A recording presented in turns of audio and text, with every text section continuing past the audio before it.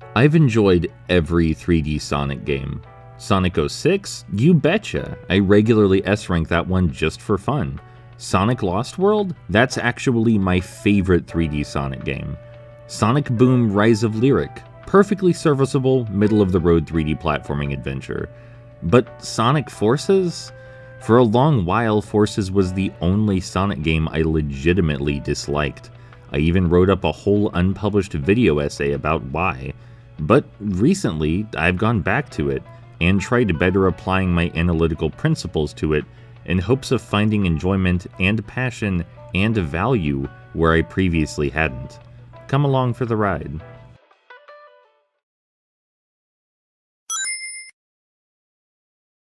Sonic Forces is a 3D platformer with a focus on rhythmic action, where you chain various moves together at the perfect times to glide through levels with equal flair and speed. Such is the design philosophy of most, but not all, 3D Sonic titles. Something that noticeably sets Forces apart, though, is its split between multiple characters and control styles in service of that same philosophy. You play as modern Sonic, complete with his much-beloved boosting ability, classic Sonic with his somewhat slower and more physics-focused gameplay, and lastly, your custom hero character, who utilizes many colorful weapons and gadgets to create shortcuts.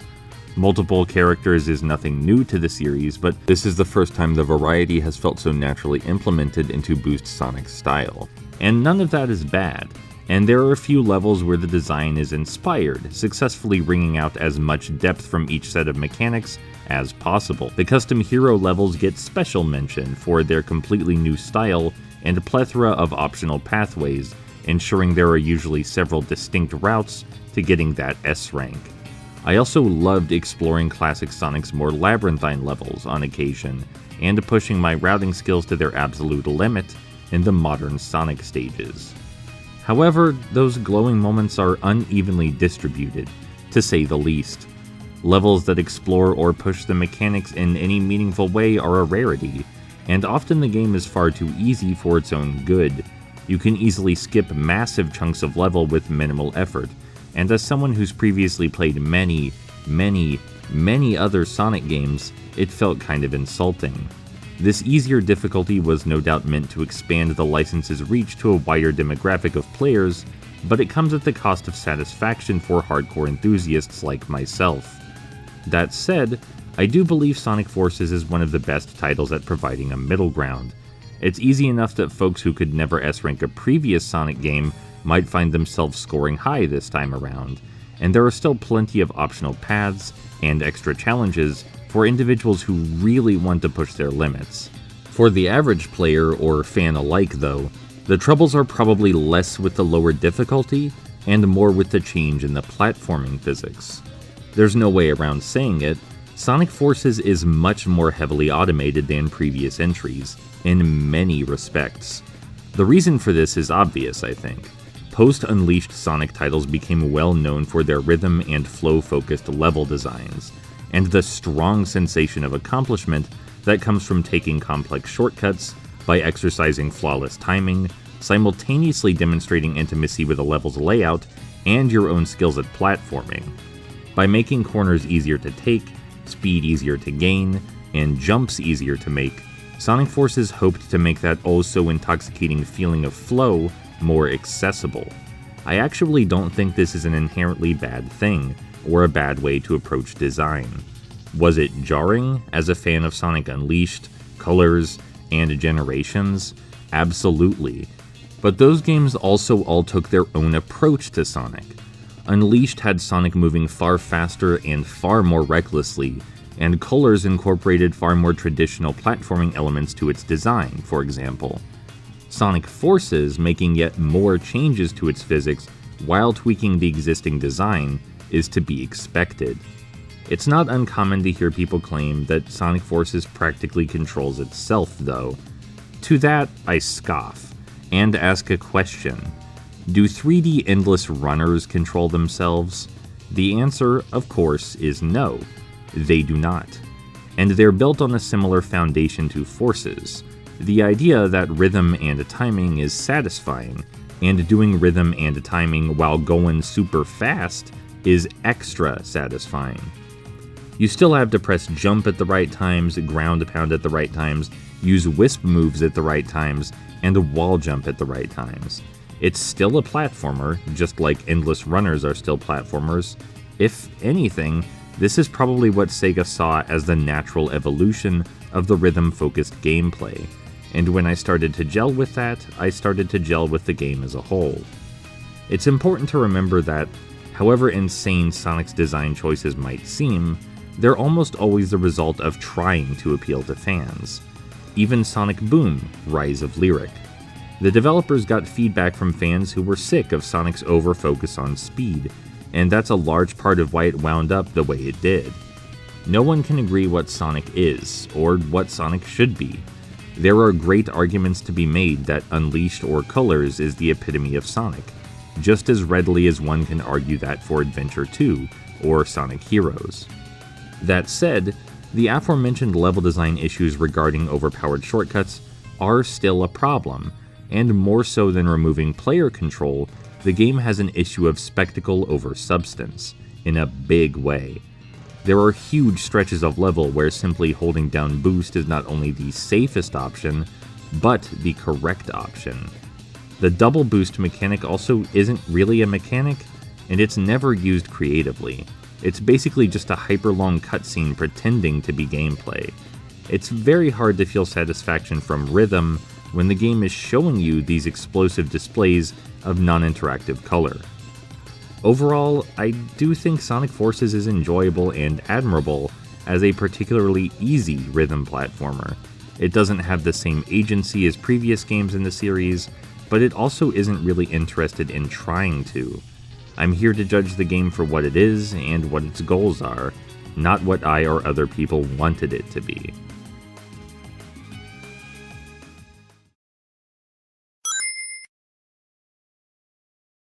I clump 3D Sonic games, narratively, into two camps: the pre-Unleashed games and the post-Unleashed games.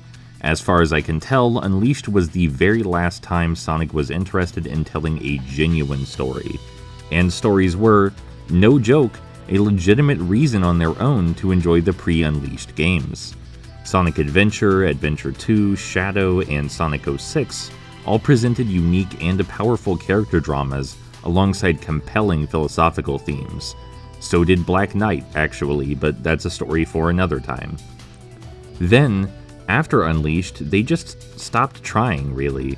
Colors is as superficial and straightforward as a story can really get, and Generations doubles down on the emptiness. Both games are unobjectionable, but they're not much for emotional complexity.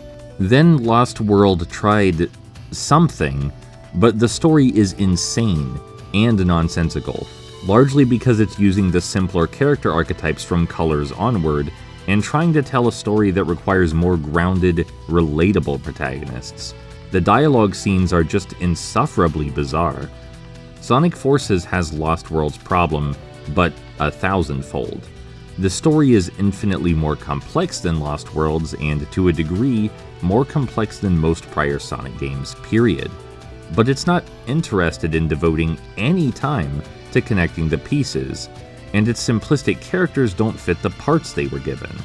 It's clear that making the story dramatic, bombastic, and climactic was a huge point of focus, but the story is only ever bombastic and climactic because they keep making up stupid, crazy nonsense without any foreshadowing all the time. Insanely complicated ideas that would take up their own entire game are introduced and either quickly dropped or never given the proper screen time to make any kind of sense. Characters randomly have knowledge they shouldn't, or make wild, seemingly correct assumptions about how certain things function, and none of the rules that are established actually function with any consistency. It's a huge mess, and it transparently just exists to foster the excitement at the cost of the depth. What a shame.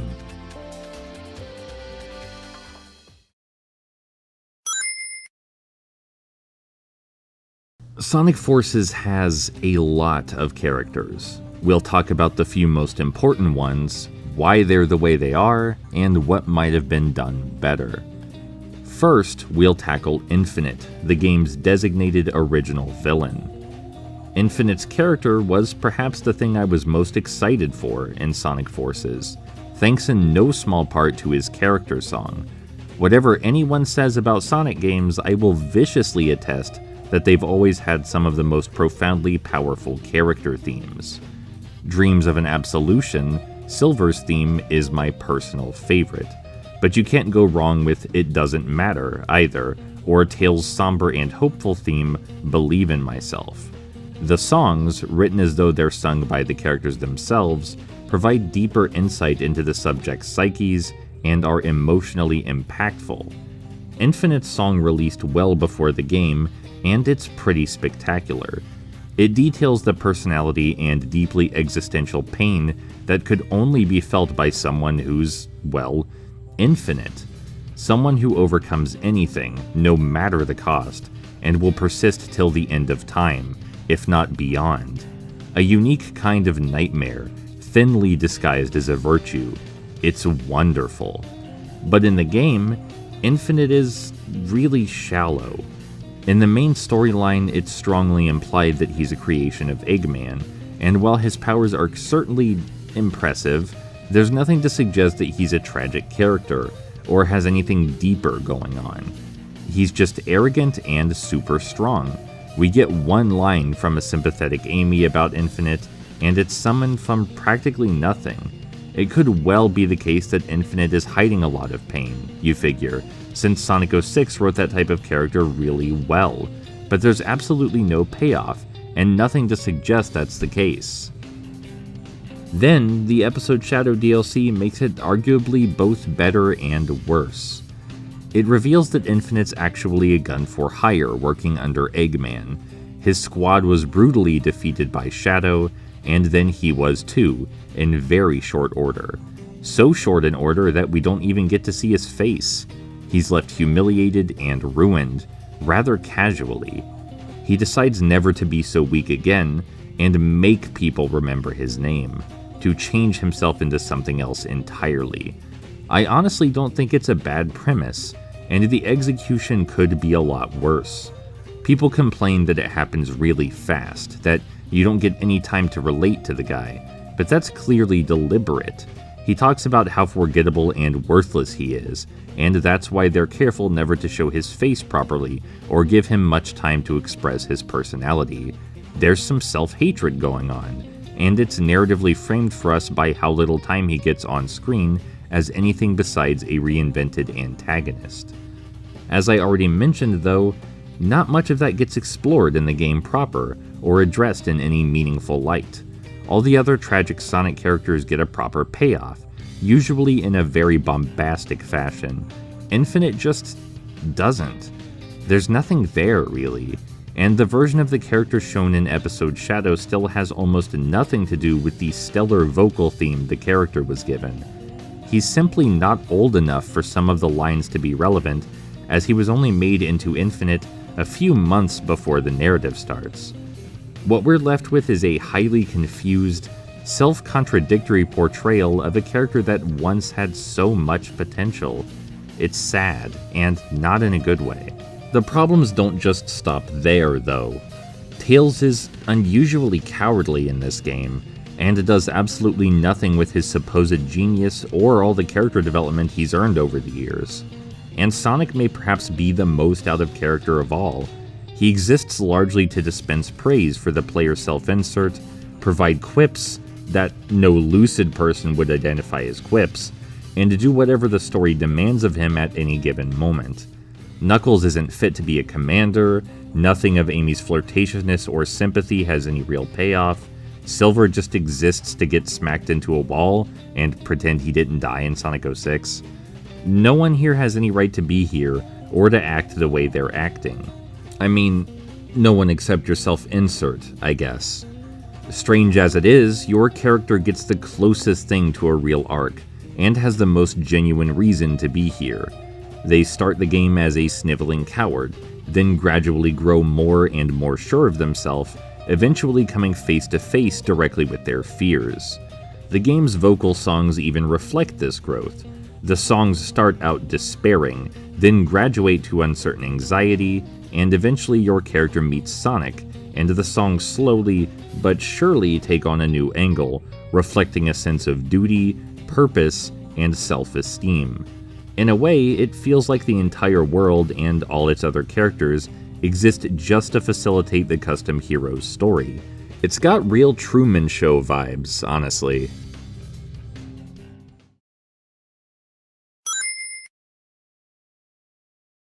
I don't think people are going to be properly happy about a Sonic game ever again. Sonic has been too many things, he's been alive too long, and the fans are constantly spouting contradictory demands. The hardcore fans want more realistic physics that allow for greater player agency, which comes at the cost of accessibility. Folks like me want the rhythmic gameplay, which favors a far more linear approach to design, and the average consumer is just confused what we're even talking about. Sonic Forces was an attempt to appeal to the boost-happy Sonic fans, while simultaneously expanding to a broader, casual demographic. Its story is a mess, that much is certain, but I think the gameplay is solid on average, even if a fair few levels are much too watered down to provide the kind of experience they intend to. Sonic Forces is an alright game, if an extraordinarily messy one.